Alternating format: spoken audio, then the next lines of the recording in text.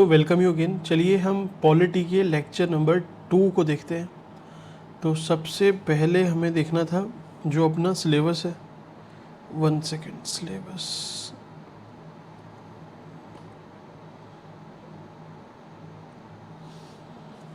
ठीक है। चलिए इसको यहीं पे देख लेते हैं। अपना आज डे 2 है। डे 2 में कमेटीज़ और सोर्सेस, हमें ये सारी चीज़ें देखनी है। इसके बाद डे 3 में हम पार्ट्स, आर्टिकल्स वो देखेंगे, फिर शेड्यूल्स, प्रेम्बल, प्रेसिडेंट, पार्लियामेंट, ठीक है, सुप्रीम कोर्ट।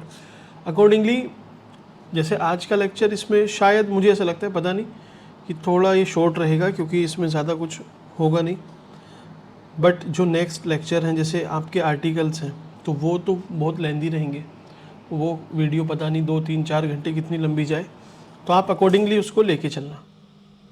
एक और चीज़ इसमें क्या है ना, आपको ज़्यादा मेंस का कुछ मिलेगा नहीं इस वाले लेक्चर में, क्योंकि अब आप ही समझो कमेटीज़ पे कहाँ पूछता है।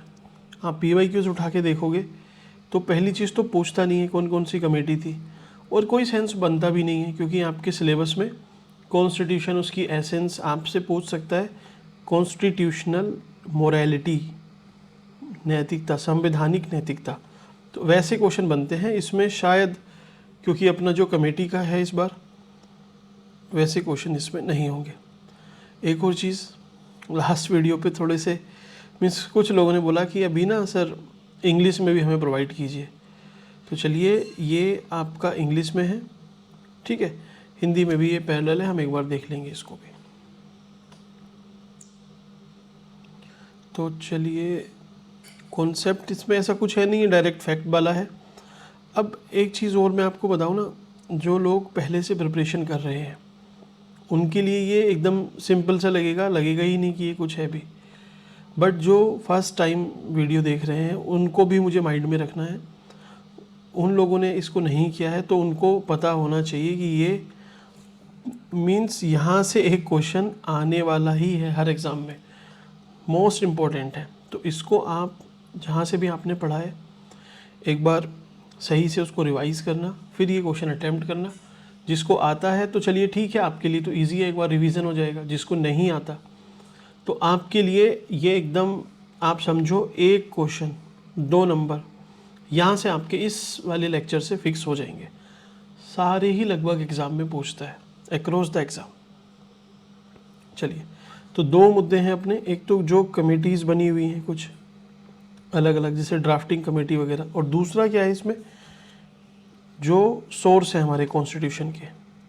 इसके पहले हमने क्या देखा, हमारा कॉन्स्टिट्यूशन जो बना उसको बनाया किसने, कॉन्स्टिट्यूएंट असेंबली। तो हम अभी इधर इस वाले जिसको मैं हाईलाइट कर रहा हूँ इधर फोकस किया।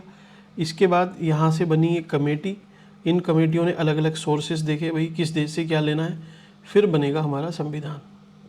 आप क्रोनोलॉजी समझना, पहले कॉन्स्टिट्यूएंट असेंबली बनी, ठीक, बनी कैसे, कैबिनेट मिशन प्लान और उसके पहले की प्रोसेस हमने देखी। इसके बाद अब ये कमेटी बनी तो ये क्या करेगी, अलग अलग छोटी छोटी कमेटी बनाएगी, जैसे ड्राफ्टिंग कमेटी है, यूनियन कमेटी है, कॉन्स्टिट्यूशन कमेटी है। वो कमेटी देखेंगे कि दुनिया भर के संविधान में क्या चल रहा है, भाई आयरलैंड में क्या है, ऑस्ट्रेलिया में क्या है, USA में क्या है। तो वहाँ से हमने देखा, कुछ सीखा, और सीखने के बाद फिर अपना बन के आएगा क्या, कॉन्स्टिट्यूशन। जब हम कॉन्स्टिट्यूशन को देखेंगे नेक्स्ट लेक्चर में, तो वहाँ पे पहला क्वेश्चन ही ये आएगा कि हमारा जो संविधान है वो एक बैग है, बैग ऑफ बोरोइंग्स है ना, एक तरह से उधार का एक थैला है, आपको क्रिटिकली एग्जामिन करना है। तो अभी मत करना, आप इस क्वेश्चन को ट्राई करके देख सकते हो, कल आपको इसका आंसर मिल जाएगा, ठीक है।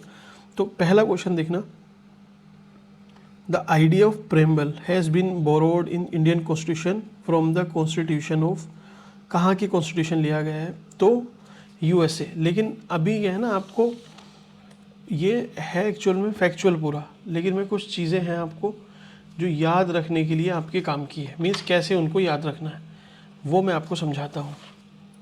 देखिए, जहाँ भी आपको एक एसेंस होती है ना, एक मर्म होता है किसी भी चीज़ का, आपको वो मर्म याद रखना है। एक सेकंड में एक ब्लैंक स्लाइड लेता हूँ इसमें। ठीक है। मर्म, मर्म आप समझते हैं, एसेंस जिसको बोल सकते हैं कि ये होती क्या है। अब आप आयरलैंड देखते हो, अमेरिका देखते हो, ठीक है, आप कनाडा देखते हो, ऑस्ट्रेलिया देखते हो, अलग अलग देश हैं, तो वहाँ से कितनी चीज़ें ली गई हैं अभी तो आप रट लोगे, लेकिन एक जो आपके दिमाग में होना चाहिए कि अच्छा रटा हुआ मुझे याद नहीं रहा, किसी ने पूछा एकदम से और एग्ज़ाम में भी पूछा, तो मैं कैसे चीज़ों को रिलेट कर पाऊँगा, बना पाऊँगा, वो पता होना चाहिए। तो चलिए सबसे पहले हम एक मैप ड्रॉ कर लेते हैं, वर्ल्ड मैप। ठीक है, वर्ल्ड मैप हमने ड्रॉ किया। ये साउथ अमेरिका आपका, ऐसे ही ये अपना यूरोप है, यूरोप, ये अरब, अरब के बाद इंडिया अपना, चाइना, और ये नीचे साउथ कोरिया, कोरिया, जापान। ठीक, ऊपर ये रशिया हो जाएगा। इधर क्या है, ये ऑस्ट्रेलिया है, और ये है पूरा इतना बड़ा अफ्रीका। ठीक है, ये अपना वर्ल्ड मैप है। अब आप एसेंस समझना, एक मर्म समझने की कोशिश करना। मैं आपको बता ही सकता हूँ कि कहाँ से क्या लिया गया है, वो तो इजी है, लेकिन आपको जब मर्म समझना है तो वो क्या है, वो है कि देखिए ये जो कनाडा है, कनाडा सही लेते हैं, ये ऊपर कनाडा है, नीचे मैंने यूएस से हाईलाइट कर दिया इसमें, एक सेकंड, ये कनाडा है ऊपर। तो कनाडा में क्या है ना, जो सेंटर है वो बहुत स्ट्रॉन्ग है। सेंटर मीन्स केंद्र, समझ में आता है आपको क्या होता है केंद्र, क्या होता है ना भाई। सेंट्रल गवर्नमेंट है, इसके नीचे स्टेट है, फिर लोकल बॉडीज़ हैं। तो अभी क्या चलता है कॉन्सेप्ट कि सेंटर और स्टेट दोनों में पावर शेयरिंग होनी चाहिए, इसी को हम बोलते हैं फेडरलिज्म। लेकिन कहीं कहीं पे ये जो सेंटर होता है ये बहुत स्ट्रॉन्ग होता है, कहीं पे ये स्टेट्स बहुत स्ट्रॉन्ग होते हैं, कहीं पे ये दोनों, ये जो बीच का है ये स्ट्रॉन्ग रहता है। तो कनाडा में क्या है, आप मर्म समझना बस इस चीज़ का, वहाँ क्या है कि जो सेंटर है वो बहुत स्ट्रॉन्ग है। केंद्र लिख दिया मैंने, बात खत्म। आप चाहें तो इसको संघ भी लिख सकते हैं, संघ, यूनियन बोलते हैं ना इसको। आप आराम आराम से समझो, मैं धीरे धीरे आपको ऐसी लेयर बना के रख दूंगा पूरे इस कॉन्स्टिट्यूशन, आगे एग्ज़ाम में जितना भी पूछेगा आप कभी भी इसमें धोखा नहीं खाओगे। एक चीज़ और, चलिए अभी बात है, तो अभी कुछ लोग पूछ रहे थे कि sir social justice, international relation, तो आप उसकी टेंशन मत लो, अकॉर्डिंगली जहाँ भी वो रिलेवेंट है मैं वो सब पूरा करा दूंगा। कैसे कराना है वो मुझे पता है। फॉर एग्ज़ाम्पल चलिए मैं आपसे बताता हूँ, देखिए सपोज़ पॉवर्टी में आपसे बोलता हूँ, पॉवर्टी, तो GS1 में मेंस में पॉवर्टी पूछता है, ठीक। GS2 में सोशल जस्टिस के अंडर वहाँ पे गरीबी पूछता है। GS3 में क्या है, इकोनॉमी है, इकोनॉमी में पॉवर्टी एंड प्लानिंग एक अपने आप में पूरा पॉइंट है। आप अगर GS4 में भी चले जाओगे तो वहाँ भी कहीं भी नैतिकता को गरीबी से जोड़ के पूछ सकता है। तो या तो आप सब में अलग अलग पढ़ते रहो, ठीक है, या फिर हम ऐसा नहीं कर सकते कि एक ही बार पॉवर्टी को हमने पढ़ा, 1 घंटा लगा या 2 घंटा, सब कुछ उसमें कवर हो गया। ऐसे ही आप समझो वीमेन, तो GS1 में पूछता है क्या, वीमेन एम्पावरमेंट। GS2 में क्या पूछेगा आपसे, GS2 में पूछेगा वीमेन ऑर्गेनाइजेशन। GS3 में पूछेगा role of women in economic development. GS4 में भी पूछ सकता है। तो आप उसकी ज़्यादा टेंशन मत लो, वो सब मैं देख लूँगा, ठीक है। चलिए, तो आपने कनाडा समझा, कनाडा मतलब सेंटर, C से कनाडा, C से सेंटर, याद रखने में कोई भी प्रॉब्लम नहीं आएगी, ठीक। अब पूरी दुनिया में आप समझो, ब्रिटेन का जो कॉन्स्टिट्यूशन है उसको हम अनरिटन कॉन्स्टिट्यूशन बोलते हैं। अनरिटन मीन्स ये अलिखित संविधान है। तो क्या यहाँ पे मतलब संविधान नहीं है, संविधान है, लेकिन वहाँ की जो ट्रेडिशन, जो बायलॉज हैं उससे चलता है, कुछ भी एक तरीके से सही तरीके से कोडिफाइड नहीं है। अब अनरिटन कॉन्स्टिट्यूशन का मतलब क्या हुआ कि चलिए कहीं पे लिखा हुआ नहीं है, आप ये मतलब निकालोगे। तो फिर जुडिशरी कोई फैसला लेती है तो कोई चीज़ वो डॉक्यूमेंट क्या पढ़ती नहीं है? आप बोलोगे पढ़ती है। अगर पढ़ती है तो वो तो फिर लिखा हुआ। अब लिखा हुआ है तो ये अनरिटन कैसे हुआ, है ना? तो सिंपल एक मीनिंग है रिटिन और अनरिटन कॉन्स्टिट्यूशन में। तो रिटिन में क्या है, एकदम कोडिफाइड होता है, ठीक। अनरिटन में जैसे ब्रिटेन का है, कोडिफाइड नहीं है, मीन्स उस पर पूरे तरह एक तरीके से क्रोनोलॉजी में कोई चीज़ बनाई नहीं गई है। सपोज 1600 में किसी ने मैग्ना कार्टा दिया तो उसने कुछ रूल्स बनाए, फिर 1700 में कुछ उसमें मॉडिफिकेशन हुआ तो उसमें एक पेज और ऐड कर दिया गया, ठीक है। फिर 1800 में कुछ हुआ तो 2 पेज कुछ और लॉज, तो इस तरीके से वो चलता आ रहा है। किसी ने इसको बैठ के सही तरीके से, आप समझो किसी ने एक नोटबुक बनाई, वो डेली करंट अफेयर लिखता जा रहा है ना। यहाँ पे आज लिखा उसने हिस्ट्री का, पॉलिटी का, उसके नीचे लिखा, फिर उसने लिखा इकोनॉमी का एक करंट अफेयर, कल भी उसने लिखा कुछ, तो कल उसने साइंस टेक का लिखा कुछ, इकोनॉमी का आया कुछ और एनवायरनमेंट के बारे में आया, फिर उसके अगले दिन। तो इस तरीके से वो लिखते जा रहा है। लेकिन सही तरीका क्या है कि आप एक हिस्ट्री की हेडिंग डालो और हिस्ट्री का करंट अफेयर जितना भी है उसको क्रोनोलॉजी में पूरा कोडिफाई करते जाओ, तो ये रिटन हो जाएगा। तो इतना सही है। और रिटन में अनरिटन में क्या डिफरेंस है? तो जो रिटन है उसकी पूरी एक डेट होती है कि अब से लागू हुआ। जैसे जो यूएसए है उसका 1776 से है, हमारा कब से? 1950 से बोल सकते हैं, सही तरीके से लागू हुआ। ब्रिटेन का कुछ ऐसा पता नहीं है, पहले से चला आ रहा है। तो इतना आप समझना, ठीक है। तो हमने कनाडा ही समझा। अब जो यूएसए है, ये यूएसए है, इसके पास देखिए हमें पता है कि यहाँ पे क्रांति हुई, तो इसके पास अपना एक रिटन कॉन्स्टिट्यूशन है, बहुत छोटा सा है, 7 आर्टिकल है बस, छोटा है, रिटन है। और आप देखो जो चीज़ अमेरिका में पहले बढ़िया थी तो ऐसा थोड़ी अब आके वो ख़राब होगी, आज भी लगभग बढ़िया है। तो आप समझो यूएसए में और क्या अच्छा है। यूएसए के हम जजमेंट, हमारे जो चीफ जस्टिस हैं वो कोर्ट करते हैं कहीं ना कहीं। तो यहाँ की जो जुडिशरी है और उसका भी जो रिव्यू वगैरह है ये बहुत बढ़िया है। हमने ये लगभग वहाँ से कॉपी मारा होगा, ठीक है। और क्या लिया होगा हमने? और देखिए वहाँ के जो लोग हैं ना, उनके पास कुछ अधिकार हैं। वहाँ के लोग काफ़ी अवेयर हैं, अपने राइट्स की बात करते हैं, ह्यूमन राइट्स की बात करते हैं, अलग अलग कम्युनिटीज़ की वीमेन राइट्स की बात करते हैं। तो जो आज आपके पास फंडामेंटल राइट्स हैं वो भी हमने वहीं से लिए होंगे अधिकार, क्योंकि इस देश के बारे में समझो ये बहुत लिबरल कंट्री है।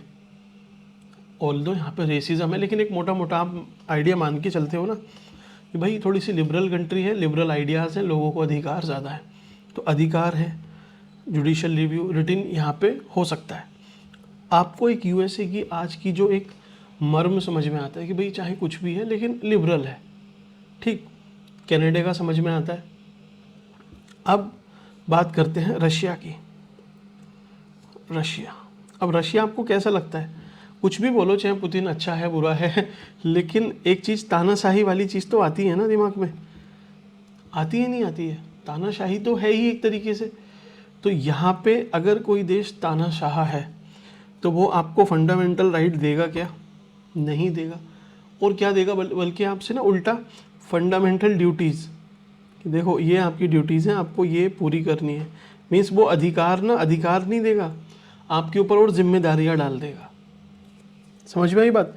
तो आप बस मर्म को समझना, जहाँ से भी हमने जो कुछ लिया है बहुत सोच समझ के लिया है। और कोई भी देश ऐसा नहीं है कि 1 साल 10 साल से, 100 साल 200 साल से जो चीज़ चली आ रही है वो वहाँ पे ट्राई एंड टेस्टेड है।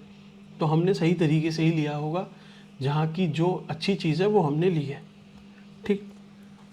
चलिए अब आप देखिए यहाँ पर है अपना जर्मनी है। जर्मनी से हमने क्या लिया होगा? तो जर्मनी से याद आता है कि अच्छा हिटलर, हमने जब कॉन्स्टिट्यूएंट असेंबली बनाई 1946 में तो उसने वर्ल्ड वॉर देखे होंगे, हिटलर को देखा होगा। तो हिटलर वहाँ पे सपोज राज कर रहा है, तो राज करने के लिए क्या है? लोगों को एक तरह से उनके अधिकार, उनका सब कुछ छीन लेना, वही उसकी एक तरह से रिस्पॉन्सिबिलिटी है।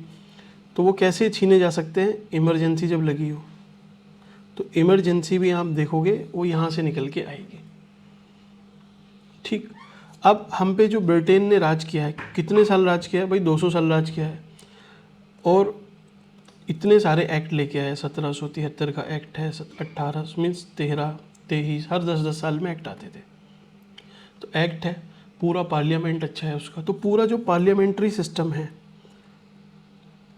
जो पार्लियामेंट्री सिस्टम है या पार्लियामेंट है, वो हमने कहाँ से ली होगी, यूके से। सिंपल है, इसमें कुछ ऐसा लॉजिक तो है नहीं। सिंपली आप समझ सकते हो कि 200 साल की ट्रेडिशन चली आ रही है। वो कुछ भी बोलो, आज भी जो हमारी सिविल सर्विसेज है, ज़्यादातर चीज़ें हैं वो ब्रिटेन की ही दी हुई है ना। उसी को हम कॉपी एज इट इज़ करते जा रहे हैं। सिविल सर्विसेज का तो पूरा एक स्ट्रक्चर ही वो है ना। तो ये आपको समझ में आया। एक पास में ही है आयरलैंड है, इसका ध्यान रख लेना। यहाँ पे हमने क्या है, DPSP लिए आयरलैंड। आयरलैंड देखिए एक छोटी सी देश है, और वो एक तरीके से बहुत रिस्पॉन्सिबल आप देश समझ सकते हो। तो अब कोई रिस्पॉन्सिबल कंट्री है तो उसको क्या ज़रूरी है उसके लिए कि जो स्टेट है, जो सरकार है, उसके भी कुछ ऐसे दायित्व होने चाहिए जिसका वो निर्वाह करे। तो ऐसे ये दायित्व थे DPSP के थ्रू हम निर्वाह करते हैं। ठीक है, वो हमने कहाँ से लिया होगा, आयरलैंड से। ऑस्ट्रेलिया आप समझो, ऑस्ट्रेलिया का एक एसेंस मैं आपको बताऊं क्या लिया है हमने यहाँ से, या क्या लिया होगा। यहाँ पे क्या है ना, राज्य और केंद्र, सेंटर और स्टेट, इन दोनों के बीच में अच्छा शेयरिंग है एक तरीके से। तो जो चीज़ फेडरलिज्म को, जो संघवाद को, इसको मजबूत करती हैं, वो हमने कोई भी चीज़ हो ऑस्ट्रेलिया से ली होगी। समझ में आई बात। अब क्या बचा आपका, ठीक है, सब कुछ हो गया। अफ्रीका वगैरह बचा होगा, उसको हम वैसे ही देख लेंगे। ठीक, तो एक मोटी मोटी चीज़ आपको समझ में आई। अब चलिए क्वेश्चन देखते हैं। तो idea of preamble has been borrowed in Indian constitution from the constitution of. अब जो प्रस्तावना है, तो वो प्रस्तावना हमने कहाँ से ली होगी उसका। अब नेहरू जी के पास पहले से ही एक तरह से उन्होंने सोच रखा था कि जो मेरा ऑब्जेक्टिव रेजोल्यूशन है वही प्रेम्बल बनेगी, लेकिन प्रेम्बल होनी चाहिए नहीं होनी चाहिए, इसका विचार हमने कहाँ से लिया होगा आप सोचो। तो हमें भाई ये पता है कि जहाँ से भी लिया है वहाँ पे अपना एक कॉन्स्टिट्यूशन होना चाहिए। समझ में आई बात। कॉन्स्टिट्यूशन भी भाई ऐसा नहीं कि अभी 10 साल पहले बना है, 100-200 साल पुराना होगा तो हमें पता रहेगा कि इसमें क्या चीज़ अच्छी है क्या चीज़ बुरी है। ठीक, तो ये होना चाहिए इतना कम से कम। और कोई एक अच्छी बड़ी कंट्री, रिस्पॉन्सिबल कंट्री, जिसमें विकास, डेवलपमेंट अच्छा रहा हो, वो भी होनी चाहिए, है ना। तो इसमें देखो आप, कनाडा, USA, फ्रांस, इटली।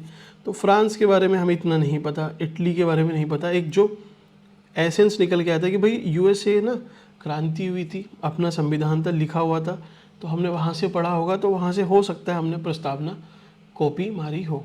ठीक है, एग्जैक्ट वहाँ से नहीं ली। UN का एक चार्टर है, ठीक है, वो भी वी द पीपल से शुरू होता है, वी द पीपल। तो आप बोल सकते हो कि UN से भी मारी है कॉपी। ठीक है, सिंपली USA।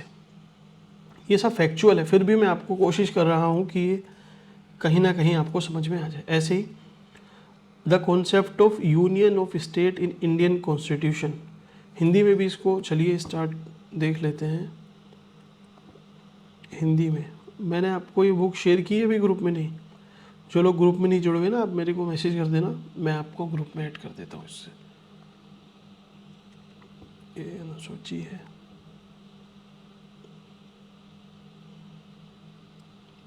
मेन चीज़ तो अभी आनी बाकी है आपकी, जो आर्टिकल्स है।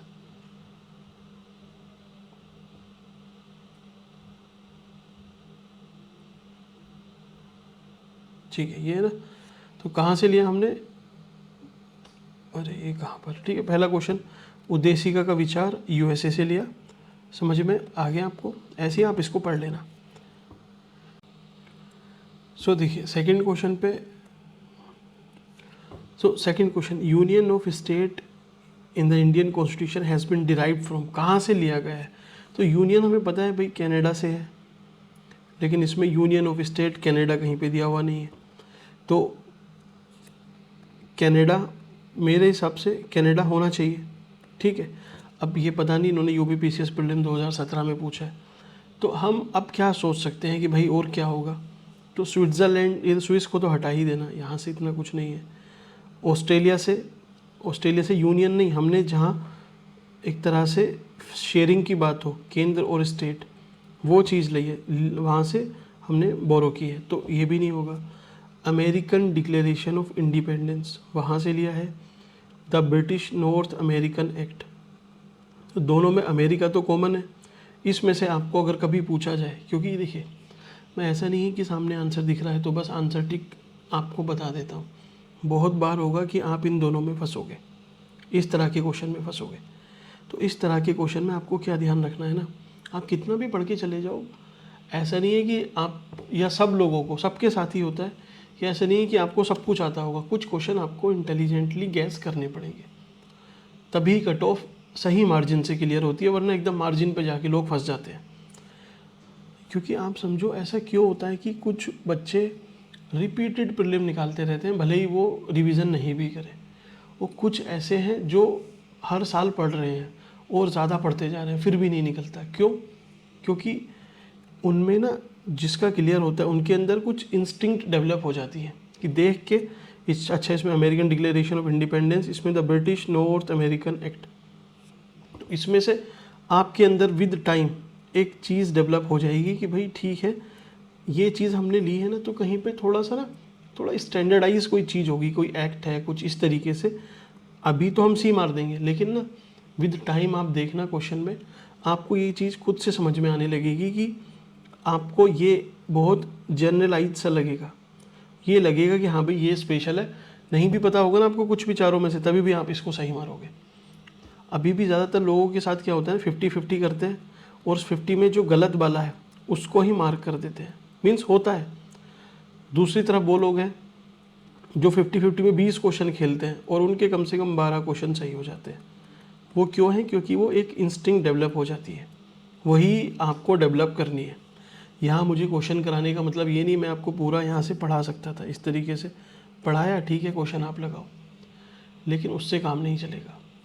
असल में क्या है, आपको एंड ऑफ द डे आपको कितना ही पढ़ा दिया जाए, आपको क्वेश्चन ही अटेम्प्ट करने हैं, और ये क्वेश्चन ही आपको एक तरह से एक जो आई, एक जो थर्ड आई होती है वो डेवलप हो जाए विद क्वेश्चन, तो आप चाहे नहीं भी पढ़ाया आपको, नहीं भी पढ़ाया आपको, कुछ नहीं पढ़ाया, तभी भी आप बहुत सारे क्वेश्चन या आप ठीक ठाक नंबर सिर्फ उससे लेके आ सकते हो। और बिलीव मी, ये मेरा अपना एक्सपीरियंस है, मैं आपसे बताता हूँ। चलिए अपना 2018 में था शायद, है ना, 2018 में मेरा यूपीएससी का प्रीलिम नहीं क्लियर हुआ, 17 में नहीं क्लियर हुआ, 17 में क्लियर नहीं हुआ। अब उसके बाद मैंने बहुत पढ़ा, लेकिन हुआ क्या कि शायद दिसंबर में ही आपका यूपीपीसीएस था। यूपीपीसीएस मेरा तुक्के से क्लियर हुआ, तुक्के से, मैं सीधे बोल रहा हूँ, फ्लूक था, तुक्का था, पता नहीं कैसे हुआ, और नंबर भी मेरे शायद 136 थे, कैसे मुझे भी नहीं पता। तो फिर उसमें हुआ क्या कि मैं इस यूपीपीसीएस को देने के बाद मुझे लगा कि यार मेंस की तैयारी कर लेते हैं अच्छे से, तो मैं इसकी मेंस की तैयारी करता रहा। अगले साल मीन्स ऐसा हुआ कि मेंस जैसे ही फिनिश हुए उसके 2 दिन बाद यूपीपीसीएस का प्रीलिम है, ठीक है। अब प्रीलिम में मुझे पता है कि यार मुझे यूपीएससी का प्रीलिम देना तो है, लेकिन मैं पिछले 5-6 महीने से मेंस का पढ़ रहा हूँ, यूपीएससी मैंने बिल्कुल नहीं पढ़ा है। तो मैंने पहले मेंस दिए, मैं कहा ठीक है मुझे यूपीपीसीएस का मेंस ही देना है। और जब ये दिए थोड़ा सा लगा कि चल ठीक है, कोई नहीं, बहुत सारे अटैम्प्ट हैं, अभी दे आते हैं इसको। तो यूपीएससी देखे है, वो भी क्लियर हो गया। तो फिर मैंने सोचा कि यार लास्ट ईयर तो मैं इतना पढ़ा हुआ था, इतना सब कुछ मैंने पढ़ा था, मेरे टोटल मार्क्स यूपीएससी में 86 है। इस बार मैंने कुछ नहीं पढ़ा, 5-6 महीने से सिर्फ यूपीपीसीएस तैयार कर रहा हूँ, उसके बाद भी ये हो गया सही से 2 दिन पढ़ के क्या कुछ पढ़ा ही नहीं होगा 2 दिन में। तो फिर समझ में आया। और हाँ, यूपीएससी में फिर मेरे मार्क्स आपको पता है कितने थे, 125 के समथिंग थे, इससे प्लस मार्क्स थे। तो ऐसा भी नहीं है कि मार्जिनली क्लियर हुआ या तुक्के से क्लियर हुआ, तो वो चीज़ फिर बाद में मैंने ऑब्जर्व की, फिर मेरे रिपीटेड ये क्लियर होते रहे। क्यों? क्योंकि एक इंस्टिंक्ट, एक जो तीसरी आँख होती है ना, वो आपकी डेवलप हो गई। MCQ आप नहीं फंसने वाले फिर आपको बस मेंस का देखना है। प्रीलिम आपका हर साल क्लियर होगा रिपीटेडली। और यही मैं बोल रहा हूँ कि प्रीलिम, सिर्फ प्रीलिम के चक्कर में मत पड़ो, मेंस भी आप अगर साथ में कर लोगे तो फिर आप आराम से, प्रीलिम निकलना है आपका और सीधे आपको इंटरव्यू कॉल आनी है। मेंस में कहीं फंसने का कोई स्कोप ही नहीं है। अच्छे से प्रिपेयर करो, ठीक है। और अच्छे का मतलब ऐसा नहीं बहुत कुछ, जितना मैं आपसे बोल रहा हूँ बिलीव मी, आप उतना कर लोगे तो आप मीन्स कंफर्ट, एक तो होता है कंफर्टेबली आप क्लियर कर ले रहे हो, एक होता है एकदम एफर्टलेस, आपको कुछ ज़्यादा एफर्ट लगानी ही नहीं पड़ेंगे, आपको पता भी नहीं चलेगा कब चीज़ें आपकी तैयार हो गई। तो इंडियन पॉलिटिकल सिस्टम में कौन सुप्रीम है? तो आज बताओ कौन सुप्रीम है? पार्लियामेंट सुप्रीम है।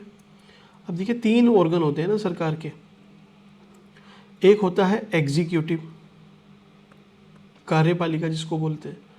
दूसरी होती है जुडिशरी, जिसको न्यायपालिका बोलते हैं। और तीसरी होती है पार्लियामेंट या लेजिस्लेचर, जिसको विधायिका बोलते हैं। इन तीनों को मिलके बनती है क्या? सरकार। सरकार यही होती है। अब ये जो एग्जीक्यूटिव होती है, इस एग्जीक्यूटिव के 2 पार्ट होते हैं।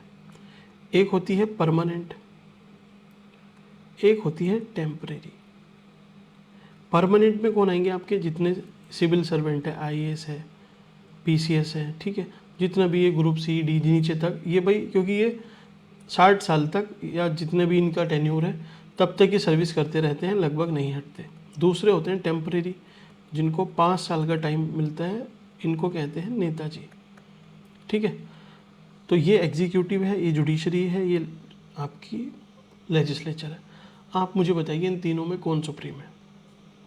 आप बोलोगे कि सर IAS के पास बहुत पावर है। तो IAS को कंट्रोल कौन करता है? पॉलिटिशियन। पॉलिटिशियन को एक तरह से इनकी अकाउंटेबिलिटी फिक्स हो जाती है लेजिस्लेचर में, कि भाई संसद में वो पहुंचते हैं, सारे जवाब इनको संसद में देने। आप संसद खुद को सुप्रीम समझने लगे तो जुडिशरी इसको उठा के पटक देती है, ठीक है। तो एक तरीके से हमारे यहाँ चेक एंड बैलेंस है। चेक और बैलेंस मीन्स सब एक दूसरे पे चेक्स रखते हैं, लेकिन कोई भी सुप्रीम नहीं है। फिर भी आपको सुप्रीम मारना हो, क्योंकि इसने 4 ऑप्शन दिए हुए हैं, तो एक ही चीज़ है कि हमारा जो संविधान है, कॉन्स्टिट्यूशन है, वो सुप्रीम है। और कॉन्स्टिट्यूशन किसने बनाया है? We the people. तो जो हमारे प्रधानमंत्री जी बोलते हैं जनता जनार्दन है, तो वही बात है कि भाई जनता के पास पावर है और जनता का एक डॉक्यूमेंट है, वो है कॉन्स्टिट्यूशन। कॉन्स्टिट्यूशन ही सुप्रीम है। जुडिशियल रिव्यू हमने कहाँ से लिया? अब बताइए आपने जुडिशियल रिव्यू कहाँ से लिया था? तो रिव्यू हमने जुडिशरी जहाँ की अच्छी होगी USA की, वहाँ से लिया होगा। तो USA आप देखो कहाँ है, 1 सेकेंड यार, इंग्लिश हिंदी में ना आप ये हिंदी वाला आप खुद से अभी देख लेना। नेक्स्ट टाइम मैं हिंदी वाले डॉक्यूमेंट को उठाऊंगा, क्योंकि रिपीटेडली उस पर जाना बैक एंड फोर्थ थोड़ा सा चैलेंजिंग है, ठीक है। सो नेक्स्ट क्वेश्चन है अपना, देखिए, the scope of judicial review is limited in India. हाँ भाई, क्यों? क्योंकि जैसे जुडिशियल रिव्यू है, अब आप हर चीज़ का तो नहीं कर सकते। एक अभी विवाद हुआ था उसके पहले कि सुप्रीम कोर्ट क्या है कि वो जुडिशियल रिव्यू के नाम पे एक जुडिशियल एडवेंचर करते जा रहा है कि CCTV पुलिस थाने में लगेंगे, नहीं लगेंगे। तो ये कार्यपालिका का विषय है, उसको देखने दो। लेकिन उसमें कोर्ट इंडल्ज हो रहा था एक तरीके से। ऐसे ही बोला कि दिल्ली में जो पटाखे हैं वो बैन होने चाहिए, नहीं होने चाहिए। ये पूरा एग्जीक्यूटिव का, जो कार्यपालिका है, उनका फैसला है। आप क्यों इंटरफेयर कर रहे हो? तो एक तरह से इसका जो स्कोप है वो लिमिटेड है, अनलिमिटेड स्कोप नहीं है। ऐसे ही रीज़न दिया हुआ है, the Indian constitution has some borrowed item. तो हाँ, इंडियन कॉन्स्टिट्यूशन में कुछ बोरोड आइटम है। तो ये भी सही है, ये भी सही है, लेकिन दोनों में कोई लिंक तो है नहीं। बस तो इसको देख लो, हम इसको तो कट ही कर देंगे। आर इसका राइट एक्सप्लेनेशन है, नहीं, बी आंसर है, ठीक है। ऐसे ही the feature of federal system in Indian constitution is inspired by the constitution. तो फेडरल आपको पता है क्या? The feature of federal system of Indian constitution is inspired by the constitution of कहाँ के कॉन्स्टिट्यूशन से हमने इंस्पिरेशन ली है। तो यूनाइटेड किंगडम, यहाँ तो फेडरल का कोई प्रिंसिपल है ही नहीं, पास में आयरलैंड है वहाँ भी नहीं है, तो बचा यूएसए और कनाडा। तो फेडरल मीन्स जो आपकी जितनी भी पावर है, तो वहाँ पे क्या है ना, जैसे केंद्र सरकार है हमारी, तो हम उसको भाई सीबीआई बोल देते हैं। ऐसी वहाँ पे जो एजेंसी होती है वो एफपीआई, फेडरल जो एजेंसी है, ठीक है। तो जो फेडरल मीन्स यूनियन, आप ऐसे समझना, सेंटर जो केंद्र की बात कर रहा है, तो केंद्र की बात कहाँ ज़्यादा करता है, कनाडा में, ठीक है। तो आंसर आपको कनाडा मारना है। तो इस वाले चार्ट में आप इसको यहाँ पे और अपडेट कर लेना, फेडरल भी यहाँ पे लिख लेना, ठीक। फेडरलिज्म नहीं है, फेडरल है बस, ठीक है। सेवेंथ में बोल रहा है Indian federalism is based on the pattern of which country. तो Indian federalism is based on the pattern of Canada. So the Indian federalism based on the pattern of which country, किस country के पैटर्न पे है, Canada. अब मैंने आपको Australia बताया था, तो एक तरह से आप समझो जो फेडरलिज्म है, यहाँ पे मैंने आपसे बोला था फेडरलिज्म, तो फेडरलिज्म में क्या है कि ये जो पावर शेयरिंग है, वो शेयरिंग आप इसको समझ सकते हो कि शेयरिंग की बात करता है, दोनों के पास समान पावर की बात। जो कनाडा से हमने फेडरलिज्म एज ए इंस्पिरेशन लिया हुआ है, ठीक है। देन एट्थ में क्या पूछ रहा है, Indian parliamentary system is different from the British parliamentary system in India. क्यों? क्योंकि अब देखिए आईएएस में पूछा है, अब इसको एक सेकंड इरेज कर लेते हैं, क्वेश्चन फिर से पढ़ते हैं। इंडियन पार्लियामेंट्री सिस्टम जो है वो डिफरेंट है ब्रिटेन से। क्यों? क्योंकि इंडिया में both the real and nominal executive है, a system of collective responsibility है, बाई कैमरियल लेजिस्लेशन है, या सिस्टम ऑफ जुडिशियल रिव्यू है। तो देखिए 2 सदन तो ब्रिटेन में भी है और इंडिया में भी है, कलेक्टिव रिस्पॉन्सिबिलिटी ब्रिटेन में भी है और दोनों पावर ब्रिटेन में भी है। एक जो जुडिशियल रिव्यू है ये इंडिया में अलग है। अब आपको लगेगा कि भैया ये तो हमें पता ही नहीं है, real, nominal, executive, collective responsibility. तो अभी हम पार्लियामेंट में देखेंगे। एक सेकंड में आपको हिंदी में और दिखाता हूँ इसको, ताकि आपको थोड़ा सा ये और ज़्यादा रिलेट कर पाए। हिंदी वालों के साथ इनजस्टिस नहीं होना चाहिए। अब चलिए इसमें कहाँ है ये क्वेश्चन, है भी इसमें नहीं, इसमें तो क्वेश्चन नहीं दिख रहा है। चलिए ये वाले क्वेश्चन में इसमें कर लेते हैं इसको इंग्लिश में। अब आप समझो इंडिया के पास क्या है, इंडिया ने जुडिशियल रिव्यू किसी एक देश से लिया है, किससे लिया है, यूएसए से लिया है। तो हमारे पास जुडिशियल रिव्यू ही तो होगा ना जो अलग होगा। बाकी ब्रिटेन में ये सारी सिमिलरिटी हो सकती हैं, लेकिन हमारे पास क्या है, जुडिशियल रिव्यू, क्योंकि हमने वो ब्रिटेन से नहीं लिया, कहीं और से लिया है, तो ये एक तरह से ऑड वन आउट हो रहा है। दूसरी चीज़, पार्लियामेंट में ये सारी चीज़ें होती हैं कि जो रियल एग्जीक्यूटिव, आप समझो नॉमिनल एग्जीक्यूटिव कौन होता है आज के टाइम पे, हमारे प्रेसिडेंट, और रियल एग्जीक्यूटिव कौन है, प्रधानमंत्री। ऐसे ही सिस्टम ऑफ कलेक्टिव रिस्पॉन्सिबिलिटी क्या होती है कि जो भी ये एग्जीक्यूटिव है, जो हमारे काउंसिल ऑफ मिनिस्टर होती है, वो सामूहिक रूप से जिम्मेदार होती है पार्लियामेंट के लिए। तो ये जो द्वै सदन प्रणाली है, तो ये तो लोकसभा राज्यसभा की एक तरीके से बात होती है। अभी पार्लियामेंट में हम देख लेंगे इसको। 1 सेकेंड,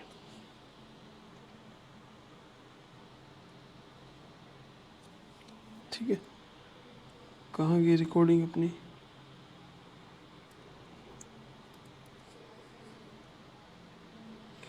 ठीक है। चलिए, विच of the following characteristic is common between federal system of India और अमेरिका के फेडरल सिस्टम में क्या चीज़ है जो कॉमन है। तो नागरिकता क्या कॉमन है, 3 लिस्ट कॉन्स्टिट्यूशन की ये कॉमन है, डुअल जुडिशियल सिस्टम है ये कॉमन है, या federal supreme court for the interpretation of constitution. अब एक चीज़ आपको बताऊँ, आप भूल जाओ आपने कुछ पढ़ा है, ज़्यादातर क्वेश्चन में ना ऐसे अननोन से क्वेश्चन आपको देगा, क्योंकि इंडिया आपसे अमेरिका का कंपैरिजन करा रहा है। तो क्या वो चाहता है कि आपने इंडिया का और यूएसए का दोनों का कॉन्स्टिट्यूशन पढ़ा हो? नहीं। मेंस में चाहता है कि आपको कंपेयरिंग कॉन्स्टिट्यूशन में मोटी मोटी चीज़ें एक आइडिया हो, लेकिन यहाँ पर नहीं चाहता आपसे। सिंपली आपको कॉमन सेंस लगाना है अपना। कॉमन सेंस कैसे है? मैं जो आपसे बोल रहा हूँ, एक तीसरी आँख। देखिए, कोई भी चीज़ जो वो एकदम ओड पूछेगा आपसे, जो मीन्स ऐसा लगेगा कि अनएक्सपेक्टेड है यार, इंडिया अमेरिका या कुछ और पूछ ले, किसी और प्लेनेट के बारे में पूछ ले, नेपच्यून से आगे कोई वेपच्यून हो जाए, तो अब आपको लगेगा यार नेपच्यून सुना तो वेपच्यून क्या है। तो उसके लिए जब भी आपको ऑप्शन देगा ना, तो इतना उसको एक्सप्लेन करेगा, इतना ज़्यादा इलेबोरेट करेगा कि वहाँ पे गलती कुछ हो ही ना पाए। मतलब क्या कि अगर एग्ज़ामिनर को कोई स्टेटमेंट फ्रेम करना है, ये आप एक तरह से ट्रिक या सीक्रेट समझ लेना दिमाग में पहुँच के एग्ज़ामिनर के, कि अगर उसको कोई ऑप्शन फ्रेम करना है और फ्रेम भी ऐसा करना है जो किसी को क्वेश्चन पता भी नहीं हो, तो वो क्वेश्चन तो कहीं से उठा लेगा, लेकिन जब वो एक्सप्लेनेशन करेगा ना उसकी, तो वो एक्सप्लेनेशन अपने मन से नहीं कर सकता। वो देखेगा कि भाई इसका सोर्स क्या है, और जहाँ भी सोर्स है तो सोर्स से एक पूरी लाइन वो कॉपी पेस्ट मारेगा। क्यों? क्योंकि कल को आपने चैलेंज किया तो उसका आंसर गलत हो जाएगा। तो वो पूरी लाइन, अगर कोर्ट में आप चैलेंज करते हो, वो दिखा देगा कि सर इस वाली लाइन में ये लिखा हुआ है। तो जहाँ से भी करेगा ना, पूरी कॉपी मारेगा, मीन्स पूरा एक्सप्लेनेशन देगा। अब देखो, इसमें इन चारों ऑप्शन में आपको कौन सा ऑप्शन है जो एकदम वेल एक्सप्लेन लग रहा है? तो यही आपको लग रहा है कि भाई ज़्यादा एक्सप्लेन किया गया है, आंसर ये मार देना। ये आपको मैं एक तरीका बता रहा हूँ। वैसे सिंपली अगर आपको समझ के करना है तो इंडिया में सिंगल सिटीजनशिप है, हाँ है, लेकिन अमेरिका में ऐसा नहीं है। अमेरिका में क्या चलता है, वहाँ पे जो अलग अलग स्टेट्स हैं, ये जितने भी स्टेट्स हैं, 51 स्टेट हैं, उन स्टेट ने मिलके यूएसए को बनाया है। ये बोलते हैं कि हमने मिलके सेंटर बनाया है हमारा। जबकि इंडिया में क्या कॉन्सेप्ट चलता है आप समझो, वहाँ बोलते हैं कि ये एक राज्य है, ये एक राज्य है, ये राज्य है, इन सब ने मिलके एक सेंटर बनाया है, केंद्र बनाया है। इंडिया में क्या है, इंडिया में कॉन्सेप्ट है कि हम सेंटर थे, हमने ये अपने अपने राज्य बनाए हैं, छोटे छोटे राज्य बनाए, आज भी बनाते रहते हैं। उत्तराखंड बनाया था, तेलंगाना बनाया है, JNK अब बना दिया है, ठीक है। तो हम बना रहे हैं इंडिया में और यूएसए में, बस ये ही एक मेजर डिफरेंस है। और भी हैं, बट ये एक मेन डिफरेंस है वहाँ के फेडरलिज्म में और इंडियन फेडरलिज्म में। तो अब जहाँ पे दो राज्य हैं, है ना, एक तो केंद्र हुआ और एक आपका जो छोटे राज्य हैं वो राज्य हैं, तो वहाँ पे एक नागरिकता हो सकती है? नहीं है। 3 लिस्ट है कॉन्स्टिट्यूशन की, 3 क्यों होंगी? मीन्स वहाँ पे तो एक तरीके से 2 ही हो सकती है, मुझे भी नहीं पता। आप देखो कि इसके चांस भी कम लगते हैं, क्योंकि 3 लिस्ट कहाँ पे हैं? ऑस्ट्रेलिया में है, तो वहाँ भी नहीं है। डुअल जुडिशियल सिस्टम है, जुडिशरी डुअल है, चांस है, चांस हो सकते हैं, लेकिन इंडिया में डुअल नहीं है। इंडिया में ऊपर सुप्रीम कोर्ट है, हाई कोर्ट है और नीचे सबऑर्डिनेट कोर्ट है। तो इंडिया में तो 3 हो गए, ये भी नहीं है। आंसर यही है, ठीक है। चलिए next.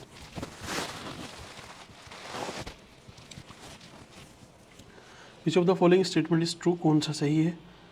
The federal form of government is in United State of America. दूसरा है the government of India is federal and unitary both. बात तो सही है। फिर पूछ रहा है the government of France is a federal form. पता नहीं। फिर पूछ रहा है the prime minister of Pakistan is appointed by people. तो जैसा इंडिया में है लगभग चीज़ें पाकिस्तान में भी फॉलो होती हैं, ये तो हो नहीं सकता। Government of France is federal form, तो नहीं। फेडरल हमने कहाँ पढ़ा है? कनाडा में पढ़ा है। चलिए इसको भी हटाया हमने। जो हमारे पास नॉलेज है सिर्फ हम उसका यूज़ कर रहे हैं। ऐसे ही the government of India is federal and unitary both. अब इसमें थोड़ा सा डाउट है। ऐसे ही the federal form of government is in United State of America. तो देखिए ये स्टेटमेंट भी पता नहीं इन्होंने गलत रखा हुआ है इसको। The government of India is federal and unitary both. तो यहाँ पे बस थोड़ा सा एक ट्विस्ट है। ये बोल देता ना कि फेडरल है, फेडरलिज्म को फॉलो करती है, तब तो ये बात सही हो जाएगी। या फिर वो बोल दे केंद्रीकृत, यूनिटरी भी है, और एक तरह से, एक सेकंड हिंदी में इसको देखते हैं, ये क्वेश्चन इसमें हिंदी में क्या ट्रांसलेशन दिया हुआ है इसका।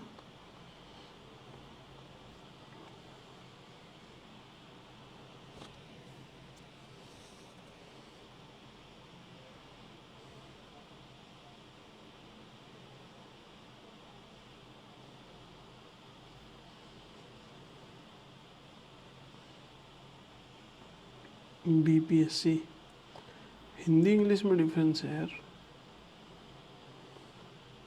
डिफरेंस क्या है, ये क्वेश्चन ना अरेंज ऊपर नीचे कर देते हैं थोड़े, मिलता तो सारा इसी में है।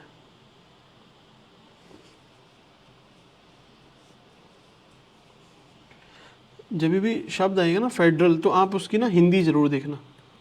फेडरल, मुझे पता है कि इन्होंने हिंदी में कुछ इसका अलग दिया हुआ होगा।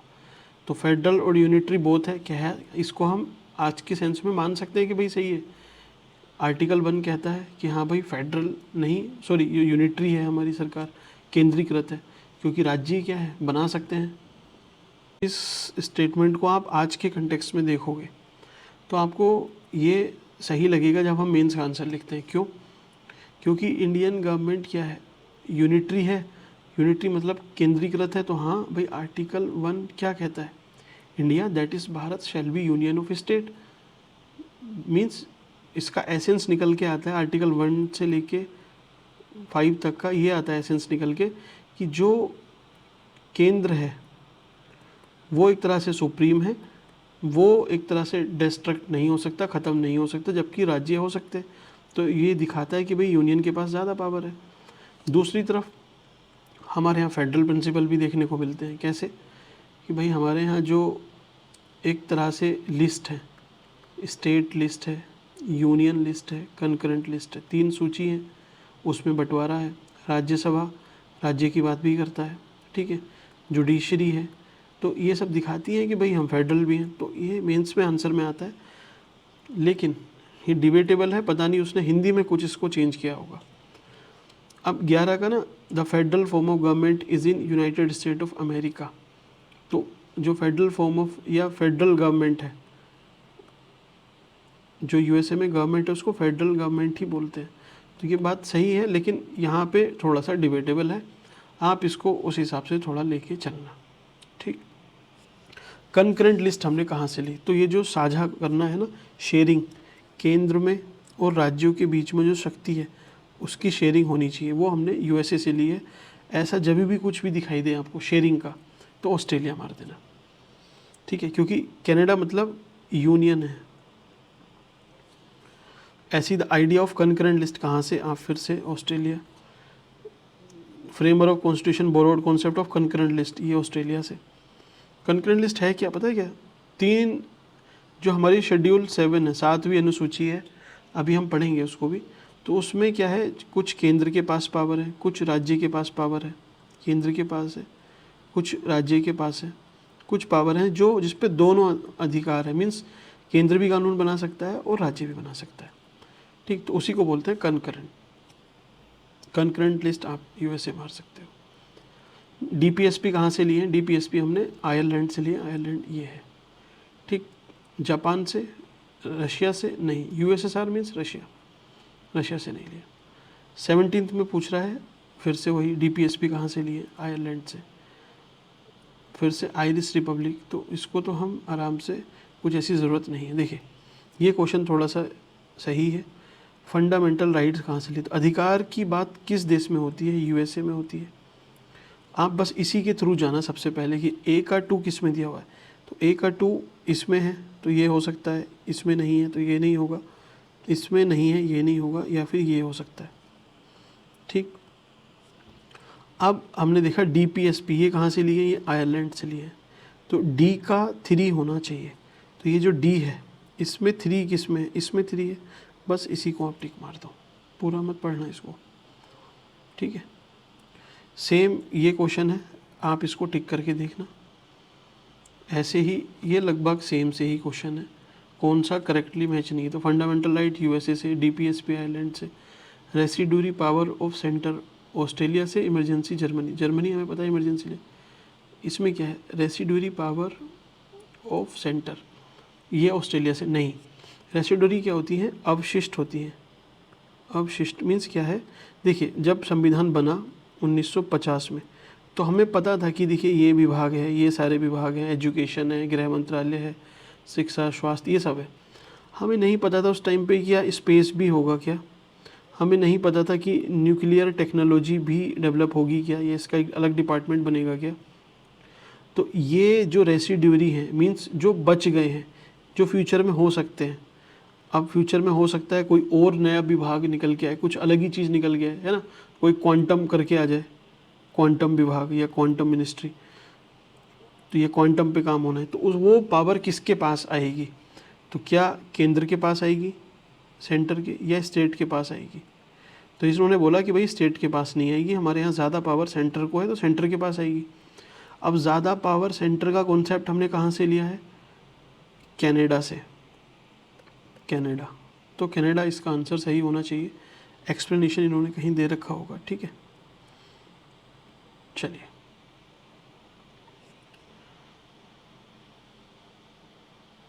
ऐसे ही रूल ऑफ लॉ, कानून का शासन, procedure establish by law, reserving will by the governor और द प्रेसिडेंट, कॉन्करेंट लिस्ट। तो पहले इसको हम समझते हैं, ये जो कॉन्सेप्ट है ये काफ़ी काम के है।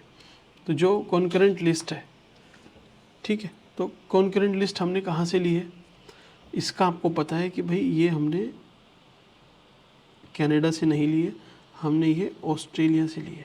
तो जो डी है उसका 1 होना चाहिए। डी का देखिए इसमें 4 दे रखा है, इसमें 3 है, इसमें 4 है, 1 होना चाहिए। तो हम इसको मार देंगे। लेकिन ये समझना हमारे लिए ज़रूरी है, रूल ऑफ लॉ क्या है, प्रोसीजर एस्टेब्लिश बाय लॉ क्या है, रिजर्विंग ऑफ विल इसको नहीं। तो यहाँ पे थोड़ा सा आपको ध्यान देना है। क्या, देखिए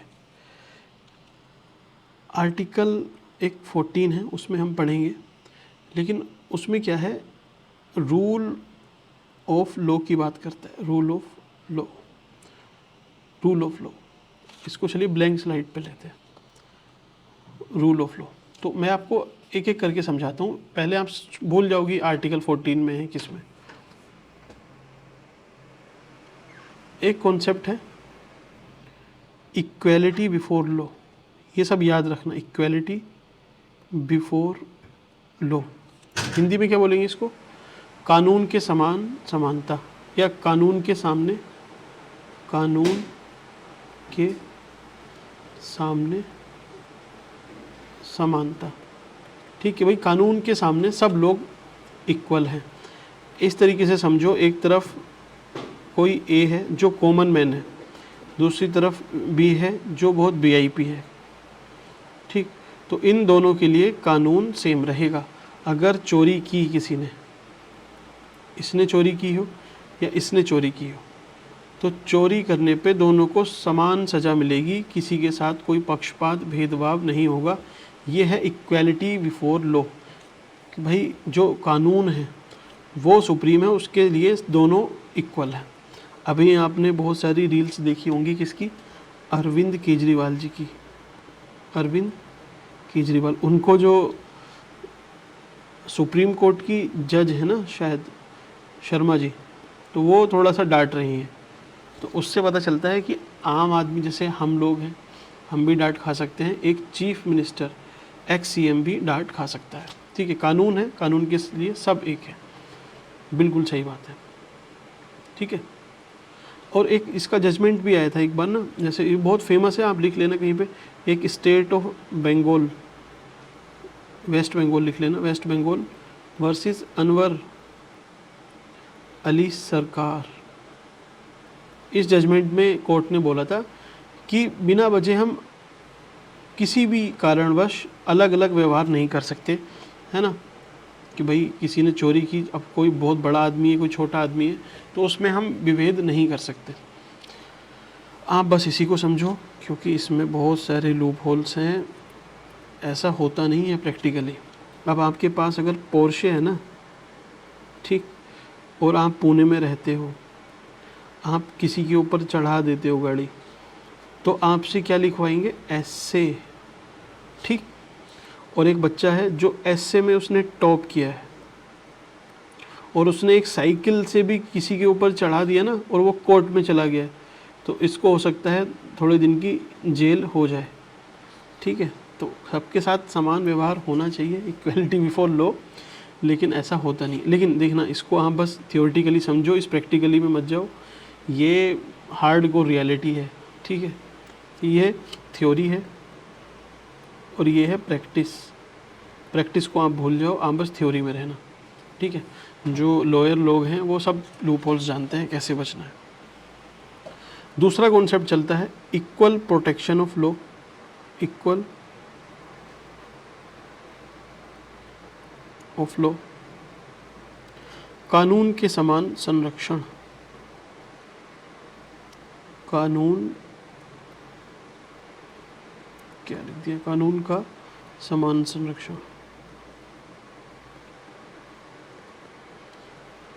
देखिए, इक्वल मतलब समान, प्रोटेक्शन संरक्षण, ऑफ लॉ कानून का। ठीक है, इससे याद रखना। इसमें क्या है कि हम क्या है, अलग अलग लोगों के लिए अलग अलग नियम भी हो सकते हैं अगर वजह सही है ना, एकदम रीज़नेबल होना चाहिए। जैसे एससी है, एसटी है, वीमेन है, ओबीसी है, इन सबको अब ऐसा नहीं कि भाई समाज में सब लोग इक्वल हैं।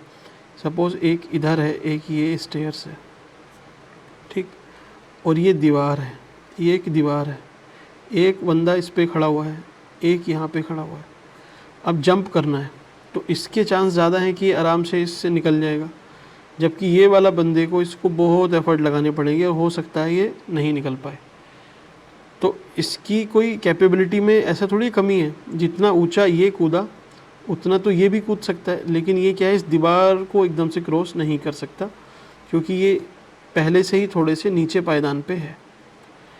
तो यही बात चलती है कि एससी, एसटी, वीमेन, ओबीसी है, जो भी वल्नरेबल सेक्शन है, वल्नरेबल सेक्शन है, उनके लिए ऐसा नहीं है कि अब सबको एक तरह से आप इक्वल ही ट्रीट करोगे। आप इनके लिए थोड़ा सा एक रीज़नेबल मदद दे सकते हो, है ना, क्योंकि सबकी स्थिति अलग होती है। अब दो लोग गए, एक है कोई वीआईपी, उसके पास लॉयर बहुत सुप्रीम है, दूसरी तरफ एक कॉमन मैन है, उसके पास लॉयर क्या कुछ नहीं है, पैसे भी नहीं है। तो अब अगर ये न्याय लेने जाएगा तो भाई इसके पास तो लीगली ये मजबूत है, तो ये जीत जाएगा, ये तो हार जाना है, चाहे ये इनोसेंट हो कॉमन आदमी। तो कोर्ट क्या करता है कि नहीं भाई, हम लॉयर प्रोवाइड करेंगे आपको, सरकारी लॉयर। प्राइवेट इस आदमी को करेंगे, नहीं भाई आपको नहीं करेंगे। तो एक तरह से हम डिस्क्रिमिनेशन कर रहे हैं, लेकिन वो डिस्क्रिमिनेशन थोड़ी सी सही है, रीज़नेबल है। तो क्योंकि हमें क्या करना है, समान संरक्षण करना है, तो समान के लिए दोनों को एक लेवल प्लेइंग फील्ड पे लाना पड़ेगा, उसके बाद बात होगी। समझ गए आप इक्वल प्रोटेक्शन ऑफ लॉ क्या है? सिंपल सी लैंग्वेज में समझना, इक्वल हमें एकदम पहले इक्वालिटी पे लेके आना है और फिर उसके साथ न्याय करना है। ठीक, ऐसा हुआ भी था इंदिरा साहनी का जो जजमेंट था, इंदिरा सोहनी, जिसमें रिजर्वेशन की आदेश दिया था सरकार ने, बोला था कि रिजर्वेशन चाहिए। अब एक चलता है procedure establish by law. Procedure establish by law, कानून द्वारा स्थापित प्रक्रिया। मतलब इसमें क्या है कि इसमें सरकार या कोर्ट क्या देखता है कि आपने किसी को, सपोज़ सरकार ने किसी को मार ही दिया है ना, एनकाउंटर किया, तो वो एनकाउंटर सरकार का बस चेक होगा कि क्या पुलिस ने उसको पकड़ा, बोले हाँ पकड़ा, क्या पकड़ने का कोई कानून है, तो हाँ कानून है, और क्या कानून का पालन किया पुलिस ने, पालन किया, हाँ किया, तो ठीक है आप मार दो इसको। आप एक चीज़ समझो, अभी क्या है ना, सरकार अगर कोई टेररिस्ट को पकड़ने के लिए कुछ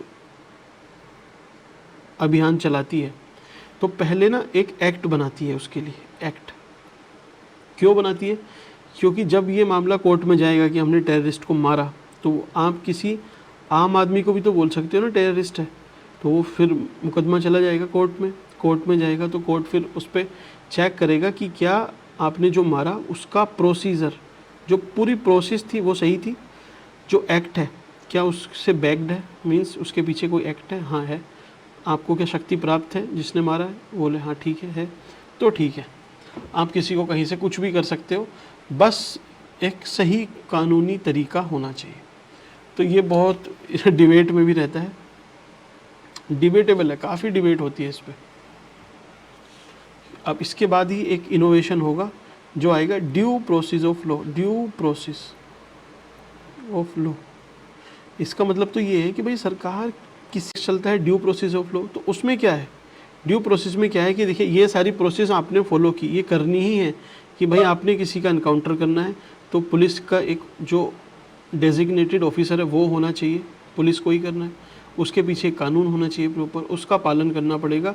ये आपने सही किया है तो ठीक है, तब आप कुछ हद तक सही हो, 50% ही सही हो। बाकी 50% कैसे सही होगे? बाकी 50% आप तब सही होगे जब आपने due process of law follow की होगी, कि ठीक है आपने इस प्रोसेस को तो फॉलो किया, लेकिन जो एक्ट था, जो बनाया हुआ था, क्या वो सही था? एक्ट की भी जांच हो सकती है इसमें, तो वो भी क्या रीज़नेबल है, जस्ट है, फेयर है? अगर हाँ है तो यहाँ से टिक मिलेगा, तब आप इसको 100% सही मानोगे। तो ड्यू प्रोसेस लॉ में क्या आता है? Procedure establish by law plus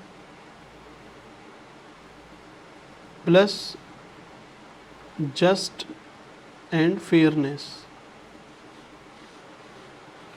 ठीक, समझ गए आप क्या है? चारों को आप समझ लो, equality before law, equal protection of law, procedure establish by law और ड्यू प्रोसेस ऑफ लॉ। समझ में आई? ड्यू प्रोसेस में कुछ नहीं है, एक कानून है, कानून को आपने फॉलो किया और आपने किसी को मार दिया, एक तो ये बात है। दूसरी तरफ है कि एक कानून है, उस कानून को फॉलो करके आपने किसी को मारा, लेकिन जो कानून था क्या वो कानून भी सही था नहीं था, उसकी जांच कर सकती है, वो है ड्यू प्रोसेस ऑफ लॉ। बस इतना आपको समझना है, बाकी हम आ जाते हैं मेन मुद्दे पे अपना। क्या है?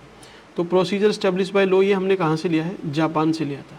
तो बी का 3, देखिए बी का 3 यहाँ पर है, ए का क्या है? 2, ए का 2 रूल ऑफ लॉ इंग्लैंड से लिया हुआ है।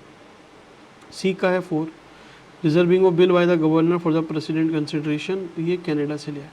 कनाडा का एक ही बात है कि ये केंद्र को मजबूती देता है। इस प्रोविज़न को आप पढ़ के देख लो, केंद्र को ही मजबूत कर रहा होगा कि हमने बिल को रिजर्व किया गवर्नर ने प्रेसिडेंट के लिए। प्रेसिडेंट किसकी बात मानता है? काउंसिल ऑफ मिनिस्टर की, मतलब प्रधानमंत्री, इन सब की। तो केंद्र की बात मान रहा है। ठीक है, एसेंस आपने पकड़ लिया, आप नहीं फंसोगे किसी भी क्वेश्चन में, अननोन भी पूछ ले। ठीक है, अब ये लिस्ट मैच करा रहा है, ये मैंने आपको ऊपर कराई हुई है, आप इसको आराम से अटेम्प्ट कर सकते हो। फंडामेंटल राइट का आइडिया, अधिकारों की बात कहाँ से ली हमने? अमेरिका से। फंडामेंटल ड्यूटीज़, जो आपके कर्तव्य हैं, कर्तव्य किस देश से लेंगे हम? जहाँ पे तानाशाही होगी एक तरीके से, रशिया। समझ में आई बात? ये 42वें संवैधानिक संशोधन से जोड़े गए थे। हम देखेंगे जो स्वर्ण सिंह की कमेटी थी उनकी क्या रिकमेंडेशन थी और कैसे जोड़े गए, है ना।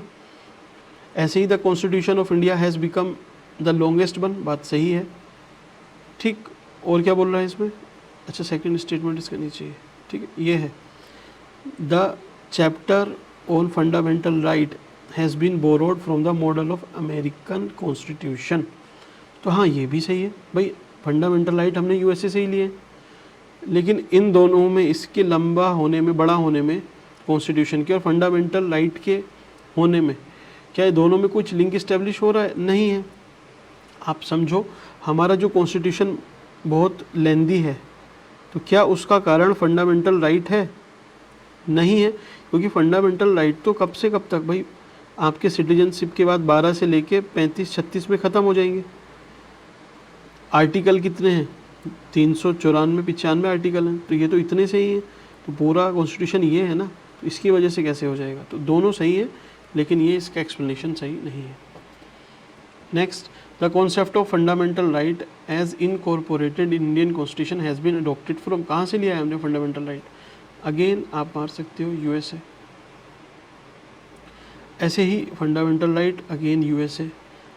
First nominated deputy chairman of constituent assembly, पिछला वाला क्वेश्चन रिपीट हुआ है, आप बताइए कौन थे इसमें? तो डिप्टी चेयरमैन कौन थे? Frank Anthony. फिर कौन बनेंगे? एच.सी. मुखर्जी। ठीक है, ध्यान रखना इनका।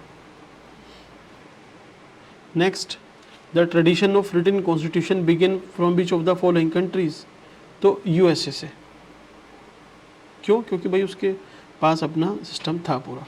Among the following given names whose portfolio in the cabinet mission, ठीक है, ये सब बताया हुआ है उसने, ये हमने देख लिया था कल। जगजीवन राम थे, राजेंद्र प्रसाद थे, ठीक है, ये दो नाम थे।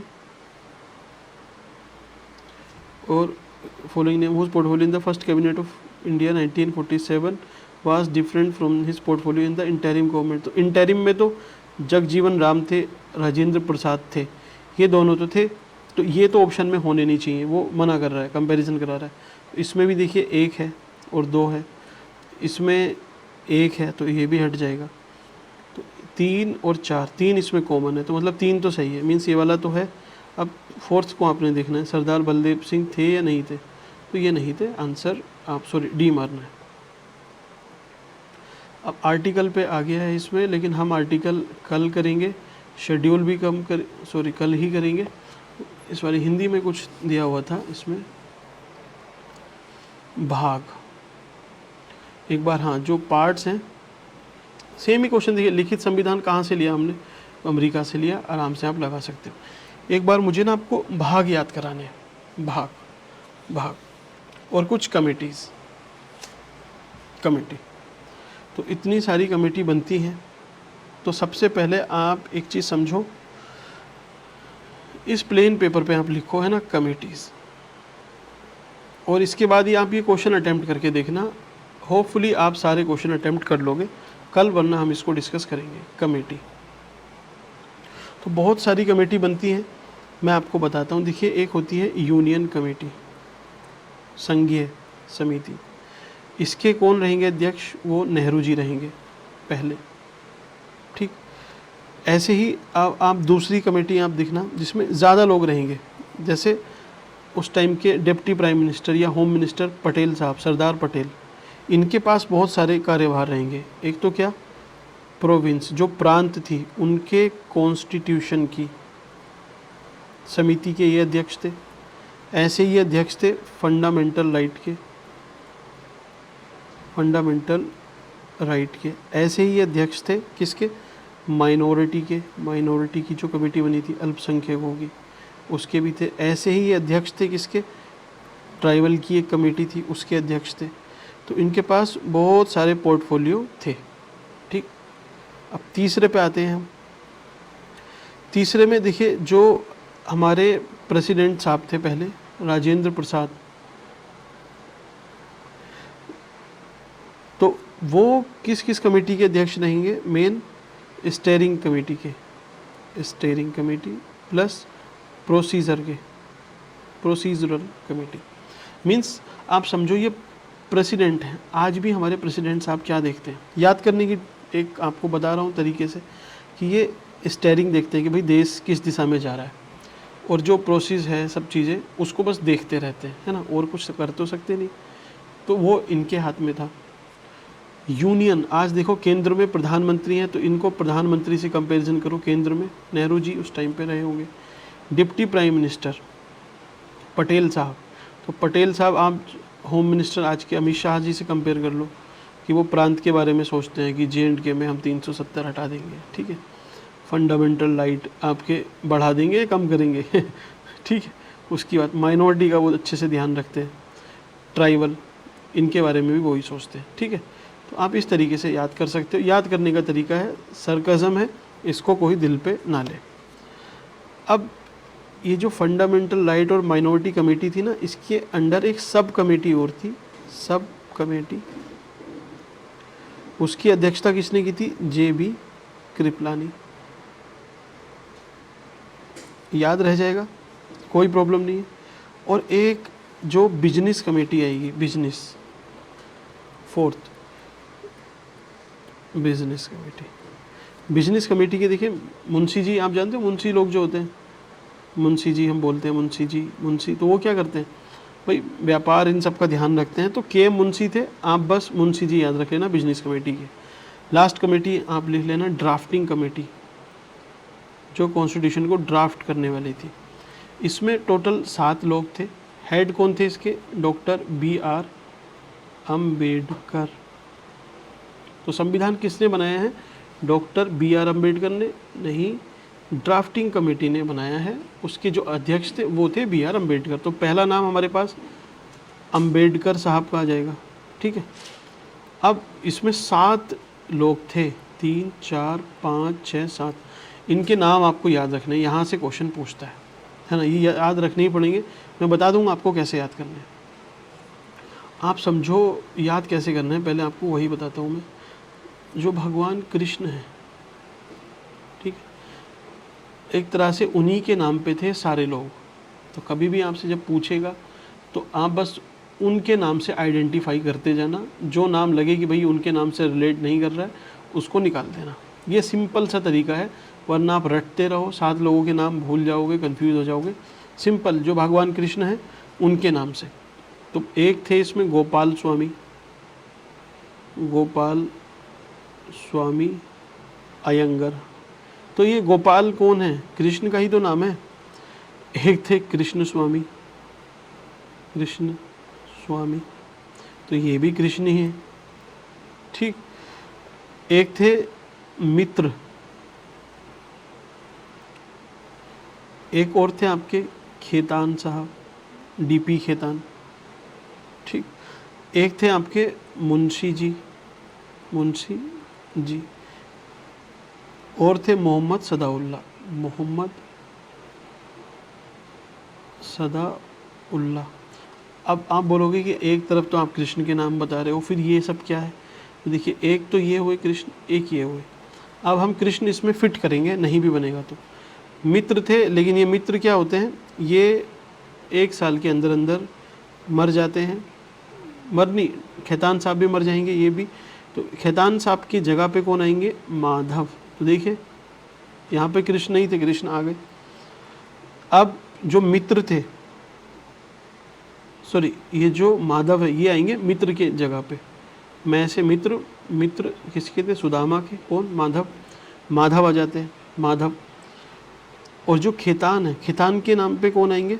कृष्णमाचारी, कृष्णमाचारी। तो ये कृष्ण स्वामी है, ये कृष्णमाचारी है। तो कृष्ण कृष्ण कृष्ण माधव, 1 2 3 4 और एक अम्बेडकर साहब हो गए 5। अब 2 नाम बचे। ये मुंशी जी कौन है? इन मुंशी जी का नाम है KM मुंशी। KM मुंशी की फुल फॉर्म क्या है बताइए? कन्हैया लाल, कन्हैया लाल मणिशंकर मुंशी, ठीक। तो कन्हैया से आप याद रखना। तो अब देखो, कन्हैया, कृष्ण, माधव, 3 तो ये हुए, एक कृष्ण ये है 4, एक गोपाल है 5, एक हमारे अंबेडकर साहब हो गए 6, तो यही हो गए। ये भी भगवान के नाम पे ही है, मीन्स अल्लाह के नाम पे है, मोहम्मद सदाउल्ला। तो आप इससे याद रख सकते हो, ये एक एक्सेप्शन नाम था।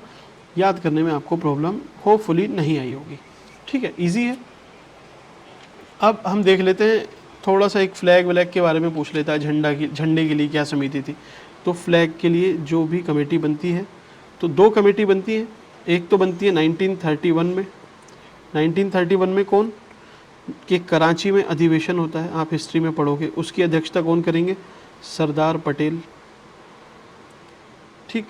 इसमें झंडे के ऊपर बात होती है, फ्लैग कमेटी बनती है, फ्लैग कमेटी। और दूसरी आपका 23 जून को होती है 1947 में। इसमें जो अध्यक्ष बनते हैं वो राजेंद्र प्रसाद, ठीक है। बस इतना याद रखना, बात खत्म। तो ये याद रह जाएगा आपको। बाकी के क्वेश्चन आप खुद से इसको अटेम्प्ट कर सकते हो, है ना, कुछ इसमें इतना है नहीं। चलिए, तो अब ये जो क्वेश्चन है ना, इनको आप अटेम्प्ट करके देखना। मैं आपको एक बार थोड़ा एक्ट और पढ़ा देता, एक्ट नहीं, ये पार्ट्स के बारे में बता देता हूँ। कल फिर हम आर्टिकल को देखेंगे। तो आपको पार्ट्स याद रखने हैं। मैं बोलूँगा यस, आप तो बोल रहे हो कि सब कुछ याद रखना है। याद क्या, ये एक बेसिक है, ये आपको याद भाई इतना होना ही चाहिए, अदरवाइज़ फिर आप फंस जाते हो। इतना तो कम से कम होना चाहिए। जो नेसेसरी है वो मैं आपसे बोलूँगा ही याद करने के लिए, अननेसेसरी मैं खुद नहीं चाहता कि आपको याद करना पड़े। तो जो स्टार्टिंग में दिखे इनको तो हम देखते ही हैं, संघ और उसका राज्य क्षेत्र, फिर दूसरे पार्ट में आएगा, ये भाग है, पार्ट जिसको हम बोलते हैं। भाग 2 में नागरिकता है, भाग 3 में मौलिक अधिकार है, भाग 4 में डीपीएसपी है, डीपीएसपी। भाग 4 का में या 4th ए में है मौलिक कर्तव्य, फंडामेंटल ड्यूटीज़। तो ये तो आपको याद रखने हैं एक पेयर में 4 तक, 1 से लेके 4। ये आपको सारे आर्टिकल याद कराऊंगा मैं, बाय हार्ट आपको ये करने ही पड़ेंगे।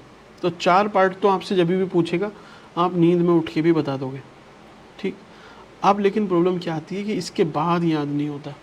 तो इसके बाद के जो भाग हैं, आप समझो भारत में क्या है, सबसे ऊपर क्या है, केंद्र है, केंद्र के नीचे क्या है, राज्य है, राज्य के नीचे क्या है, नीचे क्या है, या राज्य से छोटा आप सोच सकते हो यूनियन टेरिटरी आती है, केंद्र शासित प्रदेश। और उसके नीचे क्या आती है, जो हमारी लोकल बॉडीज़ आती हैं, लोकल बॉडीज़ जिनको हम पंचायत बोलते हैं।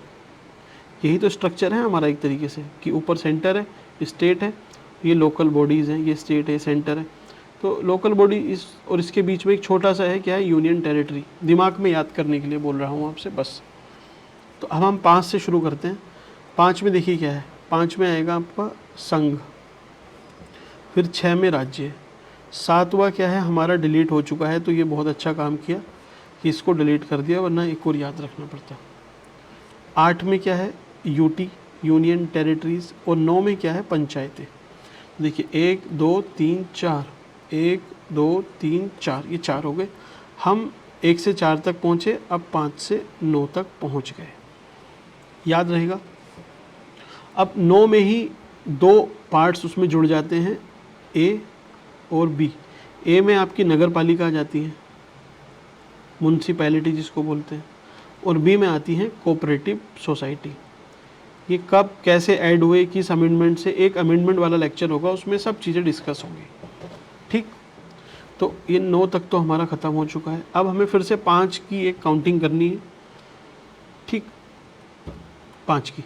तो अब 9 तक हम पहुंच गए। अब हम इसको एक मोटा जो आपको याद रखना है वो है क्या, 15 पे आता है निर्वाचन, निर्वाचन। ऐसे ही 20 पे आता है संशोधन। तो आपके दिमाग में एक ब्रैकेट तैयार हुआ कि अच्छा 9 तक मुझे याद है, उसके बाद 15 पे है निर्वाचन और 20 पे है संशोधन। ये 2 आपने और याद किए, ठीक। अब 9 के बाद एक बार फिर से हम पढ़ा पढ़ते हैं। देखिए 1 और 1 11, 11। तो 1 और 1 2 लोग होने चाहिए, तो 1 है संघ, 1 है राज्य, इन दोनों के बीच में कुछ ना कुछ संबंध है। तो 11 आप ऐसे याद कर लोगे, ठीक। 10वें में क्या है, अनुसूचित एवं जनजातीय क्षेत्र, मीन्स शेड्यूल एरिया की ये बात करता है। तो 10 अनुसूचित जो जनजाति है उसके क्षेत्र की बात करता है, ट्राइबल एरिया की बात करता है। 11 में 1 और 1 11, 2 मिले हैं, 2 कौन है, केंद्र और राज्य, उनके संबंध। अब आता है 12 13 और 14th। ये थोड़ा सा चैलेंजिंग रहेगा आपको याद करना। 12 नंबर, बै से 12, बै से वित्त, बस ऐसे याद रख लो इसको, बै से 12, बै से वित्त। इंग्लिश में फिनेंस बोलते हैं, लेकिन फिनेंस से याद नहीं होगा, 12 वित्त बस। अब जो 13 है, 13 में क्या है, व्यापार, वाणिज्य और समागम, मीन्स जो ट्रेड है एंड कॉमर्स है, उसकी बात करता है 13।